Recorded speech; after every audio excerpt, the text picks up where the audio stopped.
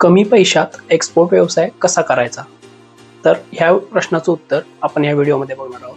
नमस्कार मित्रांनो, मी सोमनाथ स्वागत करतो तुमचं सर्वांचं या व्हिडिओमध्ये. तर चला व्हिडिओला स्टार्ट करूया. मित्रांनो, तुम्ही ॲज अ साईड हसल म्हणून एक्सपोर्ट करायचा विचार करताय किंवा तुम्हाला एक साईड प्रोजेक्ट म्हणून टेम्पररी एक कॉन्स्टंट इन्कम देणारा सोर्स म्हणून एक्सपोर्ट व्यवसाय करायचा आहे. तर ह्यासाठी एक्सपोर्ट व्यवसाय तुम्ही कसा एस्टॅब्लिश करू शकता? मित्रांनो, ह्या गोष्टीचं एकच उत्तर आहे, ते म्हणजे ई कॉमर्स एक्सपोर्ट. कारण बल्क एक्सपोर्टकडे तुम्ही गेलात तर त्यासाठी ऑर्डर यायसाठी किंवा ग्राउंड वर्क करायसाठी तुम्हाला टाईम लागतो. त्या उलट ई कॉमर्स एक्सपोर्टमध्ये तुम्हाला लवकर ऑर्डर भेटती आणि एक कॉन्स्टंट आणि स्टेडी इन्कम तुमचा स्टार्ट होऊ शकतो.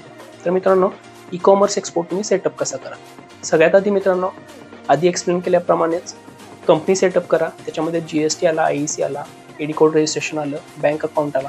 हे एकदा तुमचं रजिस्ट्रेशन झाल्यानंतर मार्केट प्लेसवर जाऊन थोडासा रिसर्च करा. इंडियातून ई कॉमर्स एक्सपोर्टर्स काय एक्सपोर्ट करतात ते प्रोडक्ट रिसर्च करा अगोदर. त्यानंतर त्या मार्केट प्लेसची आणि पेमेंट गेटवेची KYC करून घ्या. एकदा तुमची KYC झाली की ते प्रोडक्ट टेस्ट करायसाठी काही युनिट्स त्याचे मार्केट प्लेसवर सेल करून बघा.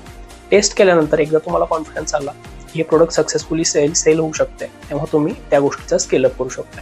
मित्रांनो, ई कॉमर्स एक्सपोर्टमध्ये टेस्टिंग करताना ह्यूज अमाऊंटमध्ये तुम्हाला इन्व्हेस्ट करायला लागत नाही. तुमचा टाईम, तुमचे रिसोर्सेस हे सेव्ह होतात. त्यामुळे ई कॉमर्स हा एक नवीन युगातला एक्सपोर्ट बिझनेस आहे, तो तुम्ही नक्की ट्राय करायला पाहिजे. ई कॉमर्स एक्सपोर्ट विषयी असेच आपण इन्फॉर्मेटिव्ह व्हिडिओज या चॅनलवर अपलोड करत राहतोय. अशाच इन्फॉर्मेटिव्ह व्हिडिओसाठी आमच्या चॅनलला सबस्क्राईब करा. तुम्हाला काही क्वेश्चन असतील ई कॉमर्स एक्सपोर्ट रिलेटेड तर ते नक्की कमेंट बॉक्समध्ये विचारा. तर चला मित्रांनो, भेटू नेक्स्ट व्हिडिओ.